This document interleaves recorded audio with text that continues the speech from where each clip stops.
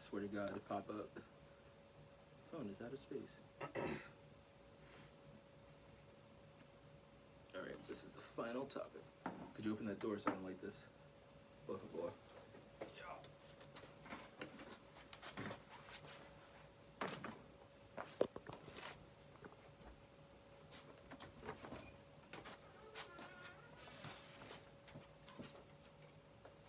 Oh, here it comes, Sass.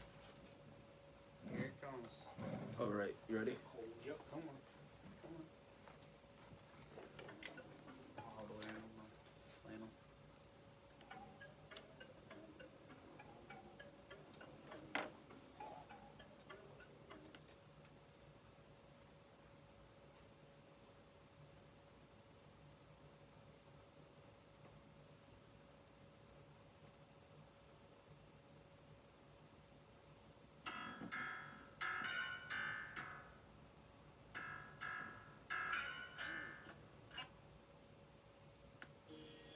What sweatshirt are you wearing?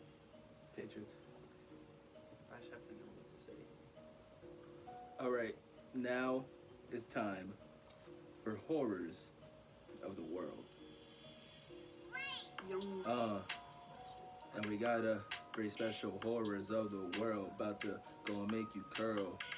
We talking about a scary disease. Better go and do something more than make you sneeze. Talking about this disease that comes from the animals and then it come and gets you. It's like a ruckus up in a zoo. This virus comes and goes inside your body. It goes and hides like nobody. Can I rhyme nobody with body? Is that, can we allow it? Yeah, it's two different words. Yeah, you can definitely. Young Brady on the beat. Hey, talking about the rabies. Ain't gonna go and make no babies. It goes and lies dormant, so don't go and have a 4-man horseman. This shit comes and shuts down your whole body. I'm talking about rabies. Rape. Rabies. Yo, we're talking about the. Oh, you ever seen off the office? I was gonna say the No. Michael Scott. Rabies. Excuse me. Horrors of the world. Rabies. Now, it's a very specific situation because most people get bit, they get scratched by an animal, and they go to the hospital right away. Right? But say In you those cases. say you didn't. Say you're just laying on a hammock, taking a nap. A rabies infested bat flies by. You know, it's agitated. You do that in your sleep. The bat's like, what this nigga doing? Flies down, kind of scratches you a little bit. Doesn't even bite you because apparently Bats are blind. all it does is have to be taking the saliva, so it just rubs against you, flies off. You wake up, don't know what happened. So then here's what happens. It doesn't travel in your blood. You don't wake what's it called? It doesn't travel in your blood, so if you take a blood test, you wouldn't even know you had rabies. You wake up none the wiser, and if you notice the bite at all, you assume that you just bumped against something. So this goes inside of your body, attaches to your nervous system, and begins to multiply, doing no damage and being undetected, so you'll have no symptoms. Damn. So maybe 4 days later, maybe a year, but you forgot the camping trip, or you're napping in a hammock. And then your back starts to ache one day, and you get a slight headache. At this point, you're already dead. Damn. There's no cure once this starts happening. Damn. So there's no treatment. It has 100% kill rate. Absorb that. Not a single virus on this planet has 100% kill rate, only rabies. And once you're symptomatic, it's over. You're dead. So what does that look like? Your headache turns into a fever and a general feeling of being unwell. You're fidgety and uncomfortable and scared. As the virus that has taken its time to get into your brain finds a vast network of nerve endings, it begins to rapidly reproduce, starting at the base of your brain where your pons is located. This is the part of your brain that controls communication between the rest of the brain and the body, as well as sleep cycles. Next, you become anxious. You still think that you only have a mild fever, but suddenly you find yourself being scared or even horrified, and it doesn't occur to you that you don't know why. That's the worst part. You just scared, and you like it's a rational fear kind of almost. You're not questioning why you're scared. You just don't think about it. Next, you become anxious.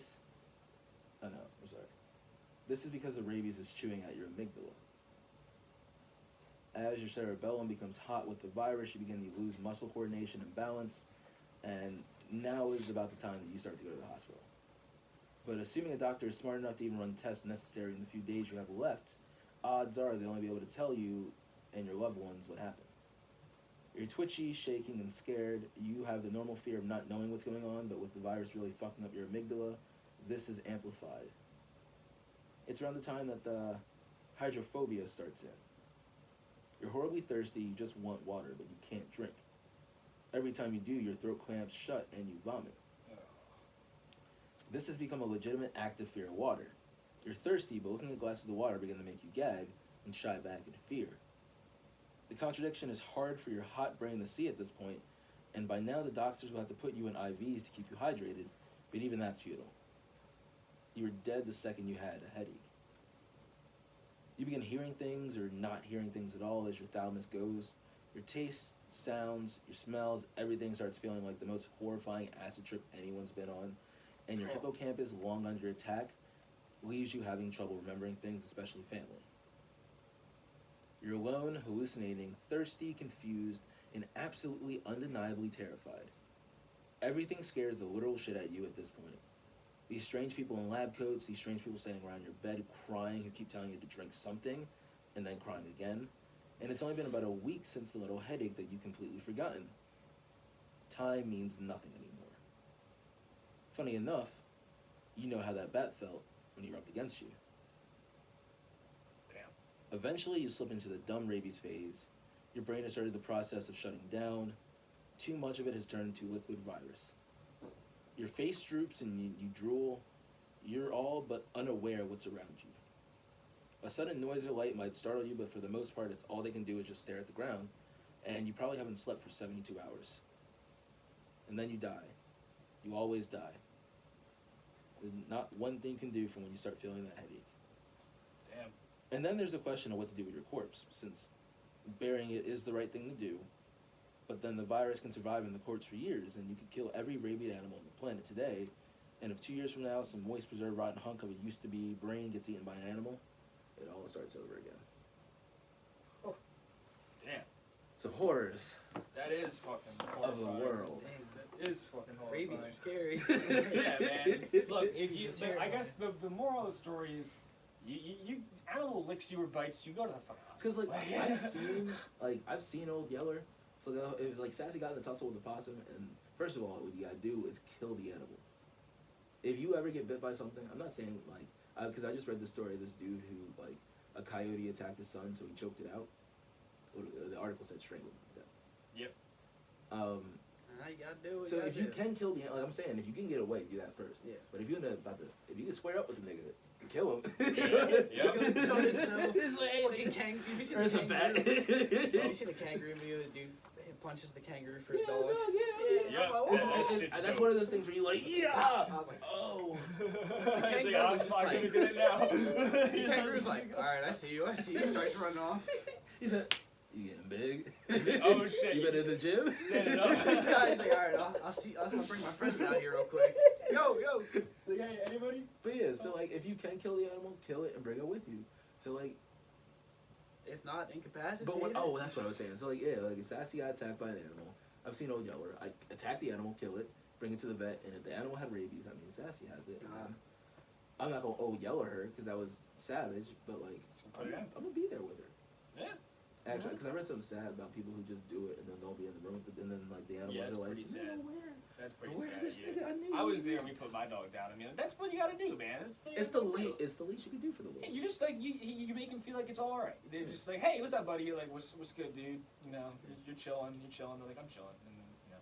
Yeah. But if they're not there, they're like they Like, probably it's can. so, I feel like that would be so selfish. Probably can Like, sense that they're on the way out. but yeah, hopefully we'll come to that because like I feel like it can be rabies too. But no, I don't want rabies. No. Like, The worst acid trip of your life, you said. Yo. Nigga, that's not even fun, cause like No. the last 2 hours Thirsty, of acid is but like, you can I can't be drink. like, Like, that's can, fucking. can I go to sleep, nigga? He said you just be like, no. All right, is there anything you guys want to say for me on the podcast? I'm good for now. Watch the Aaron Hernandez documentary if you have it. Yeah. Yeah, watch And that. Watch, but don't forget and that. watch nigga. Don't Fuck with Cats. Too. Also, Oh my yes. god, don't fuck with cats, but don't watch it. Don't fuck with it. It's just Don't watch awesome. that shit. All right, guys. I'm Cliff. Sam? Ben. Thanks for watching, guys. Thanks for coming, guys. This has been Higher Education's podcast. Peace. Peace. Sorry for all the technical difficulties. My phone's a piece of shit. We had to switch to Sam's phone. Shout out Sam. This phone's a piece. My second phone though, nigga, because I got this one. I got this what we film on.